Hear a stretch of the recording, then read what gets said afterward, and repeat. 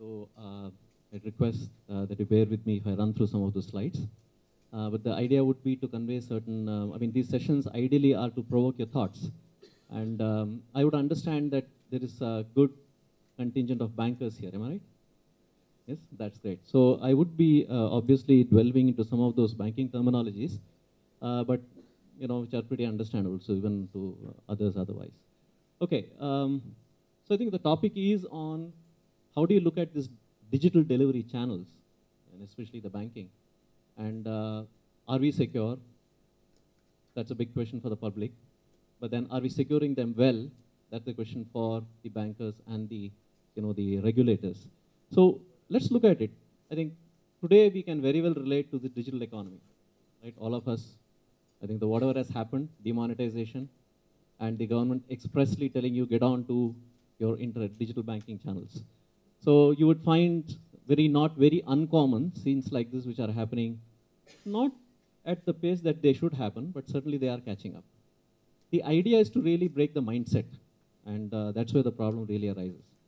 I mean, there are, according to RBI, as they say, there are about 300 million cards issued, but if you see the number of them which are being used are even 1/3. So the problem is, how do you get across the mindset of the consumer to really take that very first step of making the first digital payment? So that's where the real challenge comes. Now, if you really see the form factors, as we say, we started with the desktop. So that was the first interaction for a user with the computer, the customer with the computer. All that has changed now. So you have gone past the laptop, as we see here in the slide. So you see that we have crossed from here and we are onto the portables and we go on now. And today we are on smartphones, right? So at one point in time, carrying a laptop was supposed to be a status symbol. If you carried that today, they say, what's the problem with him, right? So you should be carrying a smartphone. That's how you are. And if you're doing smartphone banking, now that's kind of slowly picking up as a fad. Oh, okay, I just transferred online. So that's picking up as a fad. Now, maybe a couple of years down the line, we are going to see a significant change even in that. Because if you carry a smartphone, I think you will be treated as museum piece. Because you should be just wearing a phone, right? So we are going to the wearables, wherein we'll see that it's all voice activated, and that could take not really far into the future. If we look at the kind of developments that are happening, I think we are looking at about 20 years at the max, wherein we'll see that these wearables and the kind of technologies are going to be there. This is already happening, the connected world, as we say. There are e-commerce shifts, app explosion. Have you seen that? All of us who buy online, how many of us buy online? All of us? Yeah? Okay.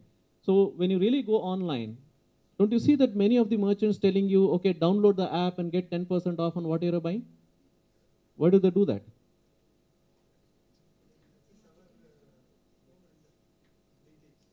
Well, not really. We have not want to say that. Something else? Yes, sir? Inexpensive? Okay. Marketing? Okay. Well, one of the key, what all of you said is fine. It's certainly one of the factors. But the key factor today is they want to make it a habit for you. When you took a copy of a paper a couple of years back, what is it called as? Xerox. How many of you know that Xerox was the name of the company and not the dictionary meaning? Right? Now we want to find something on the internet. What happens? You don't find it. You Google it, isn't it? So that's what these companies want to do to you. So you Flipkart it, you Snapdeal it, or whatever. The moment you think shopping online, they want you to be obsessed with that particular app. So it kind of comes naturally to use what they want to really make it happen. So that is where the app explosion is happening. It's not only just these market exchanges, as we call them. It is going to happen right across. If you see the banks, if you see everybody, they are pushing you to get my app down, right? So that's how it is happening. There is extreme selling, because if you start something, let us say you're looking for a watch on the internet. You Google it, okay, on Google, on Chrome. Don't you see you go on to Facebook, you get the ads there? Have you seen that? So you're already anyway, privacy, as they say, is a thing of the past. So there is nothing called privacy. So they are completely behind you, and you will automatically find, if you start really following that ad on Facebook, you'll get an SMS. Have you seen that? They don't know anything about you, but you still get that, right? How does it happen? So this extreme selling is where we are getting into, and I mean, the entire model is changing, and the way that banking is integrated into this entire thing is completely changed. So we'll see quite a lot of it, but then this is what kind of one of these earlier statistics which kind of indicates where we are going. And if you see, the most worrying thing is here, if you see 2020, we are looking at globally about 6 billion plus smartphones. So, I mean, and India will certainly have a significant part of it, because by 2020, we'll be the youngest country in the world and the most mobile intensive country in the world. So this digital move, the digital India move and the digital banking move, will at least increase the rate of its adoption. I mean, these are some of the statistics as to how India, especially the tier 2, tier 3 cities, are really catching on in terms of mobile banking. And of course, there's not about the tier 2, tier 3 statistics, but that to see that the number of smartphone installs of apps, the time that is spent on smartphones, it's all increasing like anything. So that's what has been happening. Even though it looks small now, believe me, it has a kind of a roller coaster effect. And I'm not how many of you know this site of the government of India, which is a cashless site, just a site exclusively for the cashless India. And if you see, obviously there has been a significant amount of launches about this. But if you really see today, what all digital payment channels we have at our disposal, they are phenomenal. Do you know that? See, for example, if you see this, you got banking cards, of course, which is credit cards, debit cards, kinds of cards that you have, which have been there for quite some time, right? Then you have the USSD, right? The unstructured kind of communication, which you can send a message just using a very small feature phone and still get your transactions through. And then you have the AEPS, the Aadhaar-based payment systems. Then you have the UPI, which is the latest, the BHIM app, right? So which again is kind of rides on that, but with a slightly different notation, wherein you have your own ID and you can send it to ID to ID. And then you have the mobile wallets, a whole lot of them. At least we have 15 providers of mobile wallets in India today. Some of them are doing extremely well, some of them not really doing well, but then I have a view on that which we'll discuss later. Then you have a lot of prepaid cards which have come on. Many of this, they themselves run their own cards, and that's kind of becoming a fad now. And point of sale system is now, I'm sure you find that the new point of sale systems which have been introduced, which anybody can buy at a very small fee, the POS systems, which they can integrate into whatever they sell, the merchants can just integrate that. Then of course, we have integrated the internet banking, a whole lot of thing around internet banking, but moving on into mobile banking, because that is where it comes to the form factor, wherein you have what you are doing here, and then we have the micro ATMs. So this typically, if you see, has gone a long way. So it seems to be like you have too many options. But let's look at it. How many of us have really tried the BHIM app? 2, 3 of them. Oh my. Fine, okay. Right, okay, let me put it like this. Have you tried your own UPI app? You have obviously tried it. Now, if you really look at it, let us look at the statistics of RBI, which is of where we are in terms of the volumes. If you see the top 3, is where the RTGS, NEFT, the most popular, obviously, the channels of payments, which really comes in. But if you see where we are in terms of the UPI or whatever, you see the numbers speak for themselves. We are yet to get there. While the increase in the recent times has been huge, you can say I had a 100% increase in the volumes. But the fact also remains that it is not really, there's a whole lot of way to go. In one way, if you really see, that's not very encouraging, but mind you, it has a roller coaster effect again. It is like somebody getting in, let us say, a village, and they get used to that, and they say, okay, it's not really so bad, it's not really so, I can get this done. It's not very difficult for me to do. So it will take some time, especially in a country like ours, but whether it will really go to the extent of cashless, or we say the less cash, is certainly something which can keep on debating. Any number of you'll find these kind of statistics. This is Gartner's on India, and we are looking at 350 million internet users. And e-commerce, like 2020, they are talking about kind of numbers which are going to be quite mind-boggling. Which, how much is the possibility and how much it will happen, time will tell. But then there is a good possibility, because we already see the kind of trends which are really, looking up. In fact, if you look at Flipkart's and Snapdeal's sales, almost close to 30% of their sales comes from tier 2, tier 3 cities. So it's kind of growing, and the most important thing is the part of India which never got touched earlier by all that is really taking on to it. And that's a very positive sign. Then, of course, you have the market exchanges, the mobile commerce, the e-citizen services. All of them now demand online payments, right? So which means if you want to simply go and do a CIBIL record, or you want to do, let us say, an income tax payment, or do whatever, everything can be linked up to whichever payment channel you want. And then the whole lot of really the shift which is being driven in the psyche of the people to say, me, my India, digital India, startup India. So you start kind of associating what's your focus with that. So what concerns digital payments? Now we have to understand, go back to the very tradition of banking, wherein the bank, the entire security or the safety came from a physical establishment, wherein the books never moved out of a physical establishment, and everything happened only within a very closed network even after computerization, which we call as the TBA kind of thing, and then we moved on from there into the CBS. But then, today, the most talked about thing is the bank is in your pocket, right?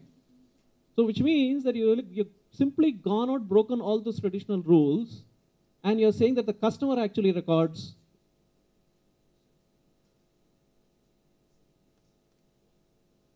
Okay. So I've been informed the minister is here, so I have 7 minutes to wind up this session, right? So I will try my best to really click through and only take you to some of those slides. So there are a lot of traps today, if you really see. I mean, there are a huge amount of payment frauds which are already happening. I mean, you can talk about any number of them. There are ATM traps, and you know, even the mechanisms through which they file the complaint online are extremely vulnerable. For example, you will see this. This is the kind of complaint which is filed online, okay? I'm sure you see some of those sites. And this is where hackers pick up this information and make a call to you saying that, I'm calling from that bank, I believe you have a problem. And then all that Dr. Shailendra Babu said takes over. And I'm sure you know about the Tatkal fraud, which was discovered 2 years back. This particular guy, brilliant guy I would say, I just wish he had a good intent, but 18 years old, sitting somewhere in a corner of one of the remote villages near Calcutta or somewhere, and this guy was able to make a turnover. At that time, they found a cash with him of 50 lakhs, but they believe he made a turnover of 3 to 4 crores just in this. And what he did was, he wrote a very small app, if you can call it a script, right? And he runs that script called Black TS, and you can book any number of Tatkal tickets before the public really gets access to it. All that happens within 30 seconds. And he had 5,000 franchisees across India. What are we doing then, right? So if you really look at it, it took the CBI, the Bangalore police, the Calcutta police, or whosoever, all of them to get together to really nab this guy. And OTP is kind of, again, they have attacked into OTP. This is going to happen. I mean, we know that there is nothing called security in terms of, say, absoluteness of security. Security will keep on moving. That's certainly going to be pushed through the hilt.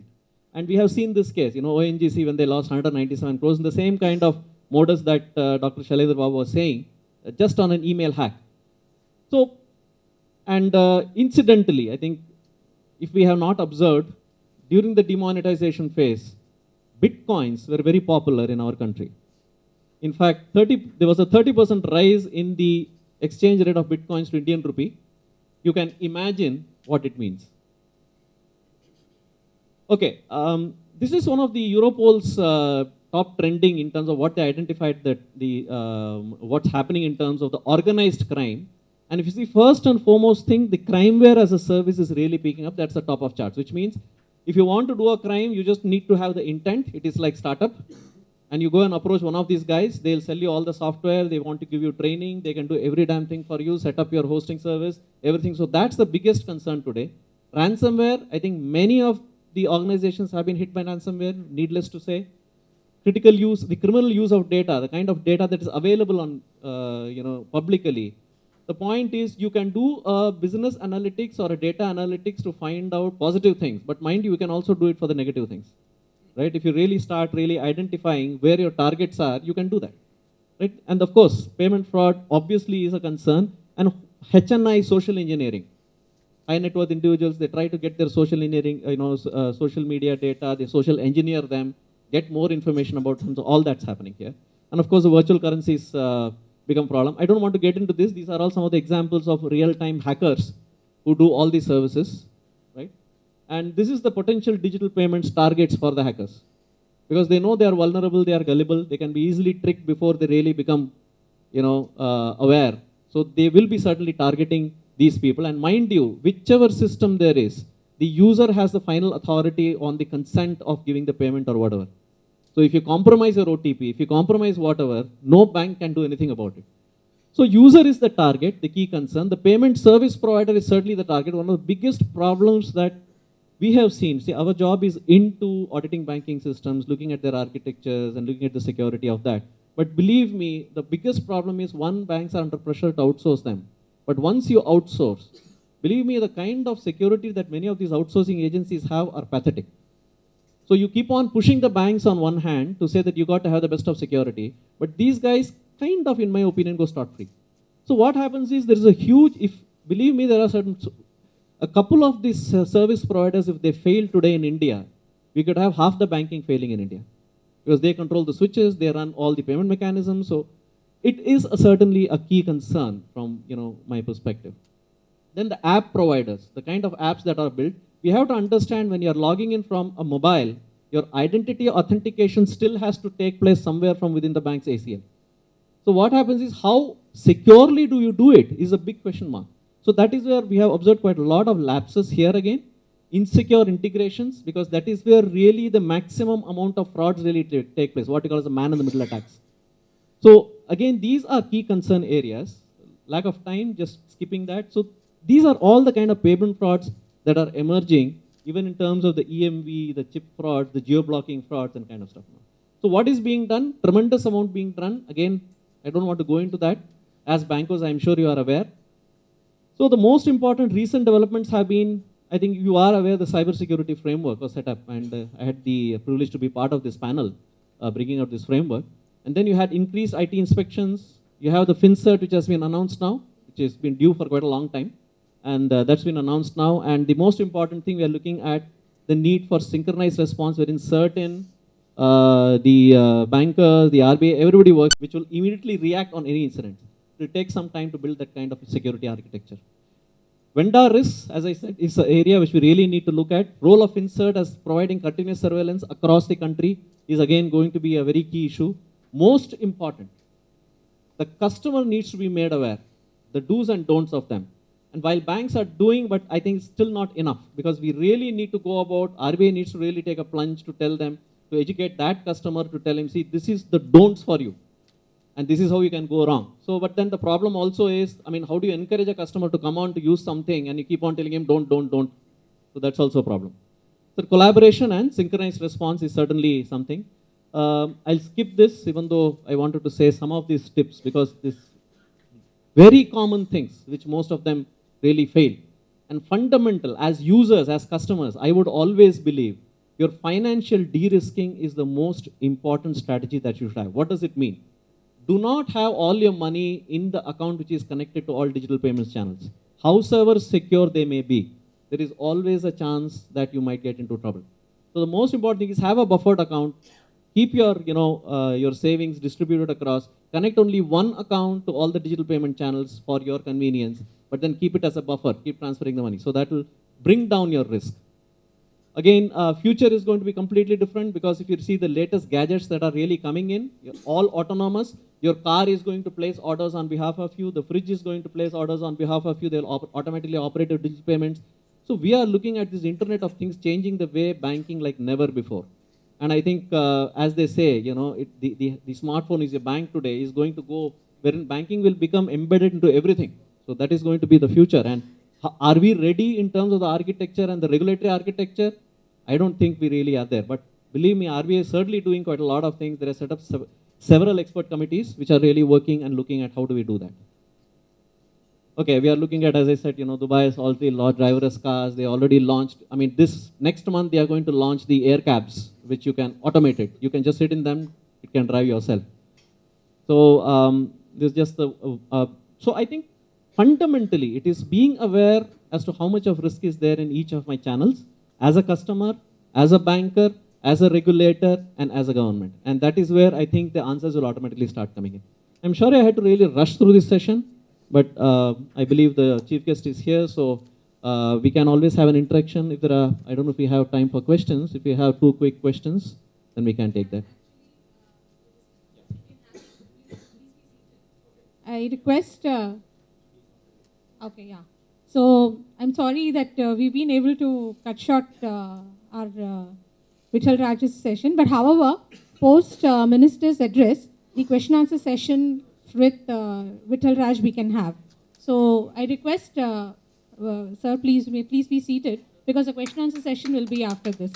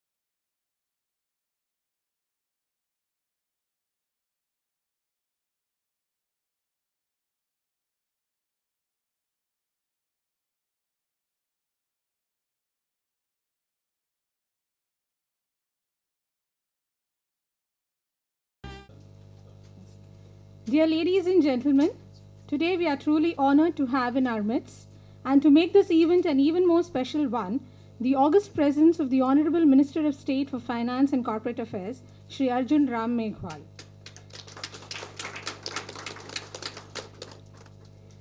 I request Dr. J.N. Mishra, CEO IIBF, to welcome Shri Arjun Ram Meghwal, the Honorable Minister of State for Finance and Corporate Affairs, with a bouquet of flowers.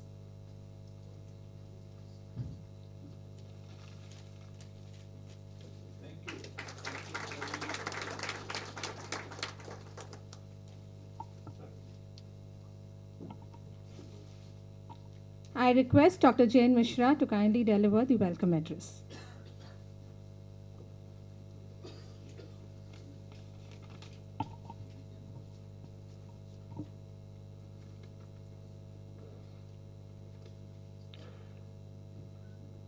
Honorable Minister of State, Finance and Corporate Affairs, Government of India, Sri Arjun Ram Meghwal ji. It is our proud privilege to welcome you in this seminar. We are indeed indebted to you, sir, for sparing your valuable time for gracing this occasion and share your thoughts with the participants of this seminar. The Digital India initiative of the present government has given a huge boost to the economy. The banks have wholeheartedly adopted this transformational journey and quickly positioning themselves to embrace this change. The disruptive innovations in digital space have opened up avenues of new possibilities. New products and services are being introduced, and customer preferences are also changing with the advancement of technology. But there is always a flip side to any kind of advancement. New possibilities always bring new challenges. With the advancement of digital technology, the cybercrime is gaining prominence and hence the requirement of building safety rings in the form of cyber security to combat this attack. It is therefore important for the bankers and the finance professionals to become fully aware about this aspect in order to guard themselves from possible losses. With this intention, the current seminar has been organized. Indian Institute of Banking and Finance, IIBF, have joined hands with Cyber Society of India to give a rounded view about cyber security.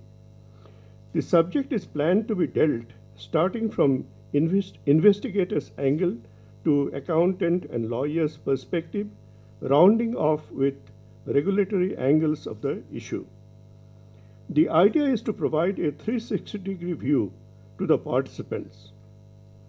IIBF, a 89-year-old institute dedicated to the task of developing professional excellence of banking personnel in the country, has undertaken this initiative of disseminating knowledge to its members as part of its membership education activities.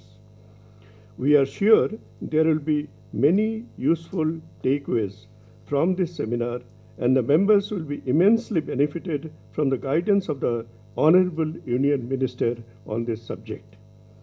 I once again welcome the Honorable Deputy Minister of State Finance and Corporate Affairs for gracing this occasion.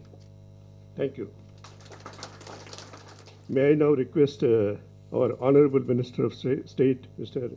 Arjun Ram Meghwalji, to deliver his keynote address, please.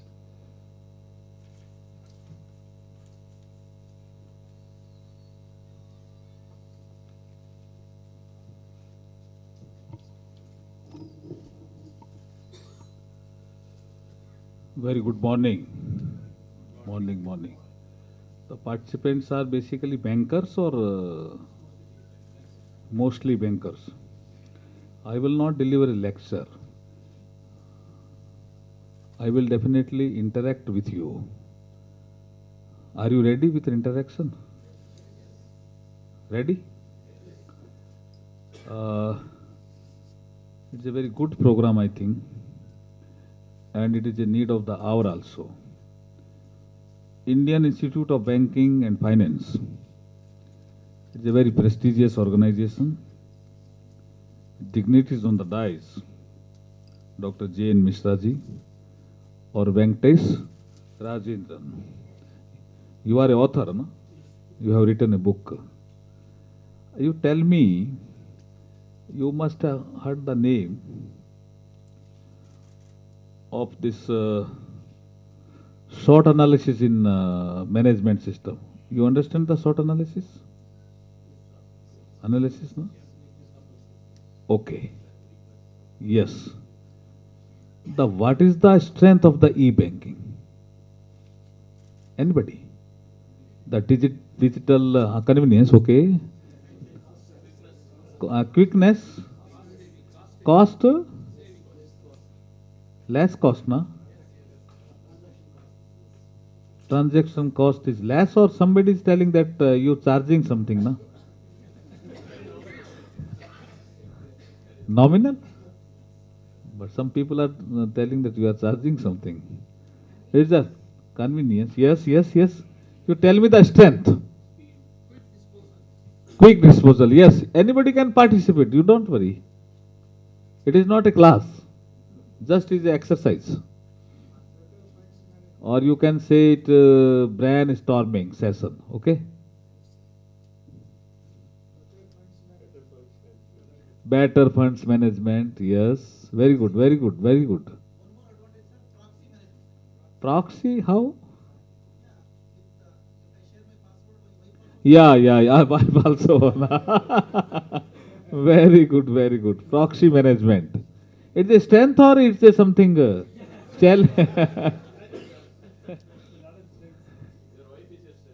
Wife is a strength. But this transaction is a strength or not? That I think it is a challenge, you know. What is any more strength? Can you count? Yeah. Yeah. Very good. We can avoid the documented in transaction. Balance sheet can be strengthened, na? Corruption reduce कर सकते हैं ना? We can reduce the corruption. All are the strength, you know. Now what is the weakness? Cyber security तो है ही खैर, इसमें weakness hacking ये सब है ना, ये वीकनेस नहीं है क्या? या ये क्या है? ये थ्रेट है, वीकनेस नहीं है। वीकनेस क्या है इसकी?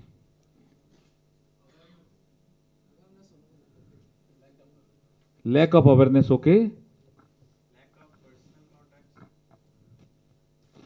इंफ्रास्ट्रक्चर यू कैन से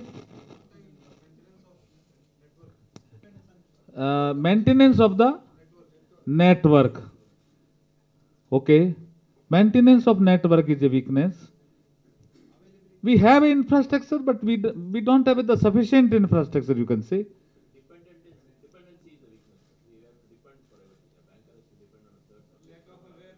Dependency, a service provider, lack of awareness, okay.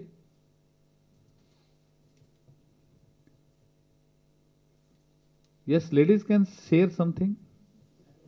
What you are feeling the weakness of this digital transaction or e-banking, or the younger people?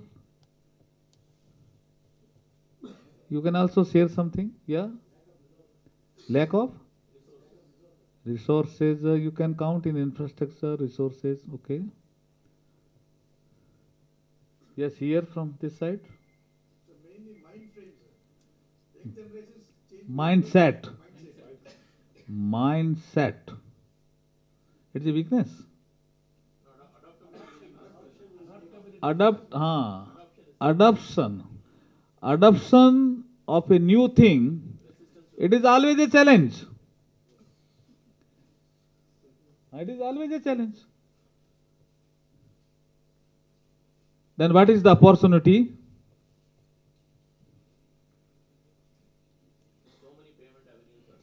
Yeah.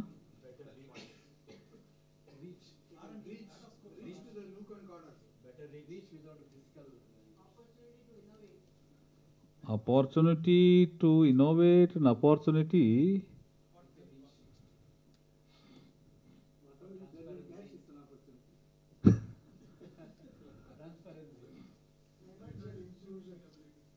Yeah, what? Yes, better decision making ability for the banking side also. It's a good opportunity. It is a opportunity to track or trace the account. Okay, that is also opportunity. Data analysis, किसका?